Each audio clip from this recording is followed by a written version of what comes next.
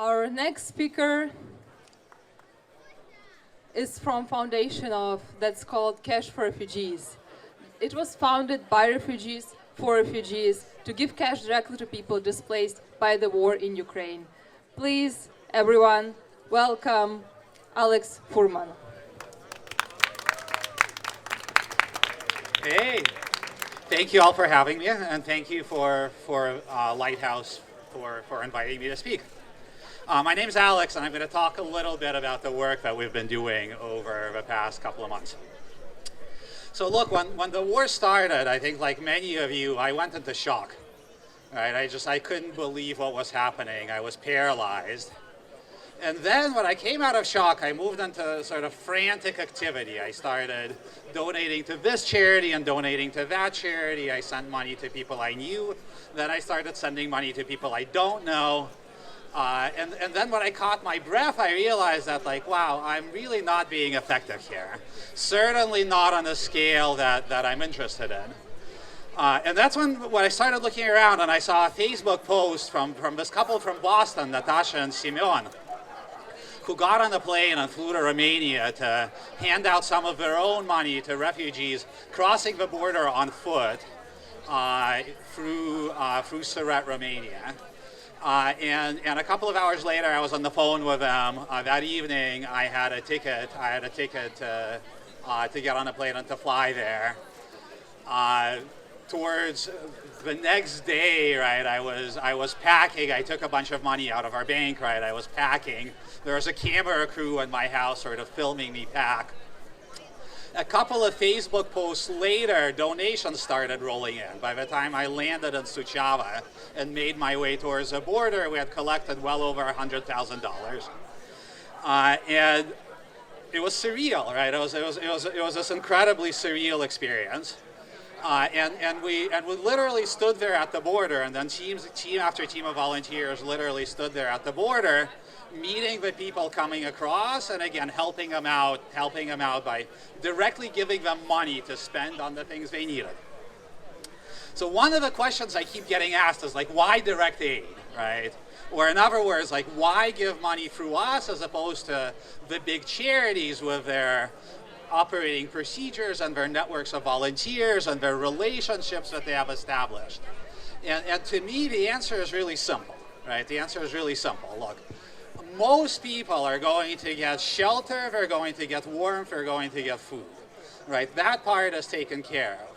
But there are a lot of these gaps around the corners, right? Many of the people we met at the border and many of the people we're working with inside Ukraine right now, and I'll talk a little bit more about that later, what they don't have is money, right? And when you have no money in your pocket, when you have no money to buy the things you need to buy toys for your kids, it's incredibly dehumanizing. It's incredibly disempowering, right?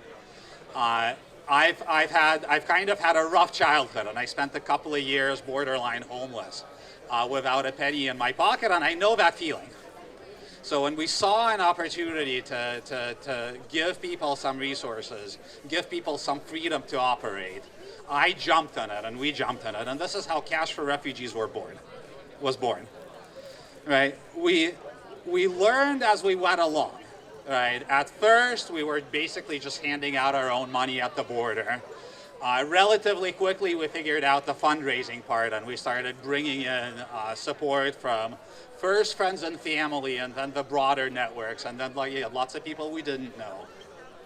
Then we incorporated, and now we have a board of directors, right? As of a couple of days ago, we're a 503c, we're officially a nonprofit in the US. We got that done in just a couple of months.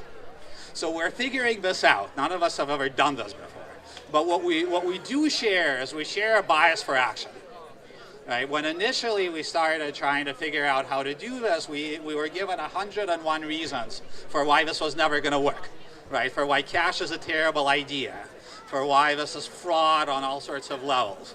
And what we did is we looked for the one or two reasons how to actually make it happen. And we made it happen, right?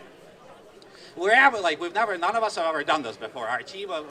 Our board consists of 4 people, right? A documentary photographer, a clinical researcher, a venture capitalist, and a tech entrepreneur, right? Only one of us is actually from Ukraine. But we got together, we got moving, and we're making it happen. We're making it happen as we speak, right? We've kind of met the need where it was over the couple of months that we've operated. Right? We started in Siret, Romania, where again, I was there, and then again, team after team of volunteers was meeting people crossing the border on foot and giving them cash to spend, right? As the flow of refugees across the border started slowing down, we moved into Ukraine, into Chernovtsi, and started working with the internally displaced people, right? With people who are going to be stuck in these refugee camps for a long time, right? Coming next is Project Narva, where we're going to be helping out the people who were forcibly removed mostly from Mariupol into Russia, spent weeks in these concentration camps or filtration camps that they call them. And it turns out that inside Russia there's a bunch of incredibly brave people. There's an underground railroad that helps them get out of these camps and takes them into St. Petersburg and then helps them cross the border, again on foot into Estonia, where a bunch of wonderful organizations are coming together to support them. Nova Ukraine is one of them, together with a shop called Rubicus, are helping with the logistics and the lodging, and we're going to be doing our part to give them some spending money. So look,